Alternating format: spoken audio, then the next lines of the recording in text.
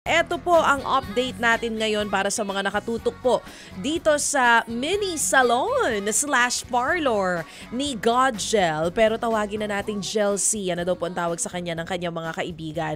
So nitong mga nakaraang araw na ipakita nga rin po natin yung update na doon sa ginagawa nga po na salon nitong si Gelcy. Doon sa pinakahuling 20,000 pesos, ito po ngayon ang update sa kumbagay paganda ng paganda na salon po nitong si Gelcy dyan sa Santiago, Isabela. Dahil nga po mga kapatid, para sa mga hindi nakapakinig ng kwento niya, si Gelcy po ay nagtatrabaho bilang parlorista at ang hiling niya nga sana sa bahay na lang siya makapagtrabaho para po mabantayan etong nanay niya po na nakaranas nga po ng stroke. So ngayon, natupad na nga po etong kahilingan niya galing syempre sa ating mga Happy Anonymous. Di na natin patatagalin pa ito mga kapatid.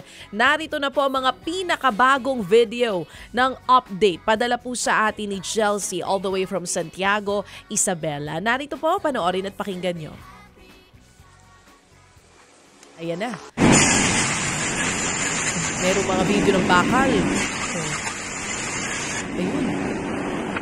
May kahoy. May fast forward video po ngayon na ipinapakita dito. Ginagawa na po yung parang kisame ng kanya pong mini salon. May mga karpintero po tayo nakikita. Tuloy po ang paggawa nila at pagpapaganda sa salon ni Gelcy. Ito po yung labas ng itsura po ng kanyang salon. Meron ng pintuan, may bintana. Hindi pa na ilalagay ang pintuan at ang bintana pero patuloy pa rin po ang pagtatrabaho ng mga karpintero dito nga po sa salon ni Gelcy.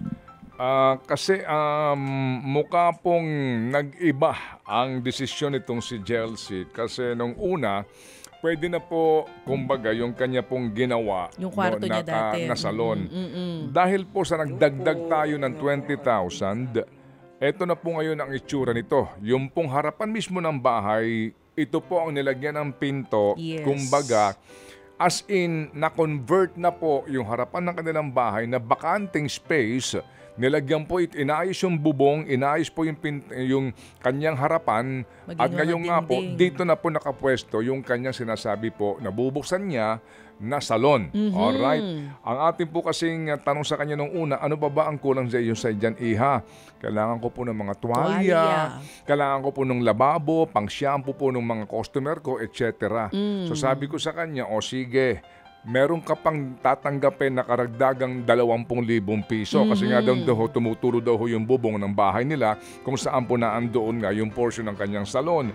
Hindi ko ako mismo akalain na ito na ang kanyang ginawa. Yes po. Total makeover po ito. Oo. Kumbaga binago mismo pati yung bahay nila. Dito po sa ating pong napag-ambag-ambagan ninyo ng ating mga Happy Anonymous na higit na po 40,000. Nagsimula ito sa 2,000 mahigit po lamang at ngayon nga po 40,000 na. Tawagan lang natin si Gelcy. Oo, kumustahin lang po natin ito para po dito sa kanyang project na mukha pong ngayon, sasabihin ko nga siya mamaya na obligahin ko na siyang kumuha dito ng business permit. Pero ito, bago yun, merong last video lang kung saan may audio ito na pinapakita na ni Pakinggan Gelcy po, panoorin natin. yung final look ng salon. Ito po mga kapatid. Yan. Hello po, ito na pong update sa ating salon. Napabuksan na rin po yung bintana at saka pinto. Ayan po, nalagyan na rin po siya ng bubida. Ito na po yung kabuuan ng update po natin sa ating pwesto. Yan po. Ito po yung magiging harap namin.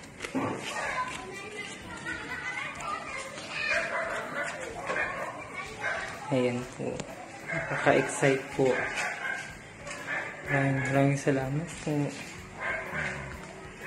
Ayan nga, pinapakita niya po yung kabuuan ng salon. At nasa linya na ngayon si Gelcy, kasama natin from Santiago, Isabela. Gelcy, good morning, Iha. Good morning po, Sir Ted, Ma'am DJ Chacha. Asan na yung tuwalya? Pinahold ko po, Sir Ted. Kasi po, yung nagtanong na po ako ng estimation para lang po sa may bubong po niya. inilista po lahat ng material. Mm-mm. Kung ilan po yung gagamitin na kahoy, plywood po, Mm-mm. kung yung sa finishing po, ganun po sa may bandang gilid po. Mm-mm. Tapos po, yun po, tinanong ko po doon, Mm. umabot po ng total of 11, 12, ganun po. Oo, tapos Tapos po kasi nakisingit lang din po kasi ako ng ng magagawa. ng mga trabahador po kasi po may mga tanggap din po sila. Mm. Para lang po sana makapag-update po ako. Ngayon po ang sinadjust naman po nila is parang ituloy na din po nilang buksan po yun. Oo. Para yung access no mismo sa may kalsada na. Opo. O sige. So, nagbago na yung plano mo, kumbaga. Parang ganun na po. Oo, hindi. Sa akin naman kasi, kumbaga, kung yan din ay makakatulong, mas maganda nga para isang trabaho na lang, di ba? Oo. Opo. Sige, so ngayon, nakita ko ito. Wala pa itong pintuan at saka parang yung bintana niya, wala pa. Opo, yung kama ko pong pinagtutulugan po, yun po muna hinarang ko po para hindi po pasukin. Tapos, Oo. dalawang gabi po na dyan po ako natutulog, ganun, binabantayan ko din po kasi nagwo-worry din po ako. Oo nga, baka. Sige. Anyway, so, nasan na yung lababo para pang shampoo? Naka-hold po siya, Sir Ted. Oo. Nasaan na yung mga tuwalya? Yung ba tuwalya na order mo na? Kasama po niya sa po, sa may, kasi parang set, binagay po sa akin ng seller na set na po yun. Okay. Pero pinahold ko po muna kasi po, wait lang po, at binabudget ko din po, pero mas gusto ko po sanang mauna na muna tong pesto. Oo naman. If ever Sige. po, yun Magkano ba yung set na iyon na binabanggit mo na pangangailangan mo para makumpleto nga yung gamit mo? Magkano yon? Yung pong tuwalya at saka yung shampoo bowl po. Opo, 8,000 daw po kasi. 8,000. Opo. Oo. Ngayon, dyan sa iyong project, meron pa natirang, kaya mo bang tapusin yan doon sa 20 mil? O kulang? Kasi po yung nagpa-estimate po ako dito sa may bintana at saka kwan po, sa may pinto po, aabot daw po ng 13. Pero baka matawaran ko po. Tapos yun po yung shampoo po, tsaka yung shampoo bowl po, tsaka yung mga tuwalya po is 8,000 po. So kung po, baka siguro kayanin na din po yun. Hindi nga. So, meron ka ba bang pera dyan? Magkano pa natira sa'yo? Wala na po, Sir Ted. Oo. Naipunta ko na po lahat doon po. Kasi po gusto ko din po talagang mapunta po lahat doon kasi chances na rin po to Oo nga, pero kapag ganyan, paano mo matatapos yan? Meron bang itutulong sa'yo? Sino man? O paano? Kung po, ako po, mag-start po bukas, may mga darating pong nag-appoint na mga customer po, ganun. So habang pag-iipunan ko na lang po ulit. So kahit hindi pa kompleto, tatanggap ka na muna? Opo. Ganon, para ka makaipon ka.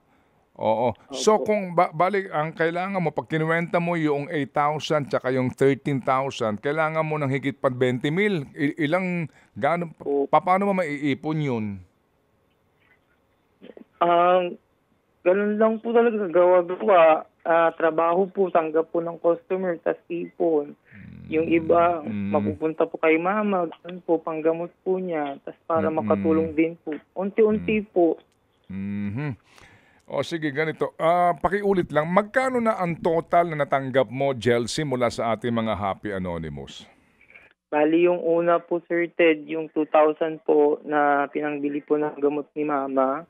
Tapos sumunod po yung pauna, yung sumunod po na 20,000 po, then another 20 po. Okay. Bali, 42 na po. 42,000 na tinanggap mo. Opo, galing po sa mga Happy Anonymous po. Maraming salamat po. Ganito, Jelcy, kung yan talaga ibubuksan mo na bilang isang salon, dapat kumuha ka na dyan ng, ng permit sa munisipyo. Opo. Oo, para meron ka ng permiso, para legal 'yan. Kumbaga, wala nang kumbaga lahat legal kasi nga ano na 'yan negosyo na 'yan. So para meron ka ding permit, 'di ba?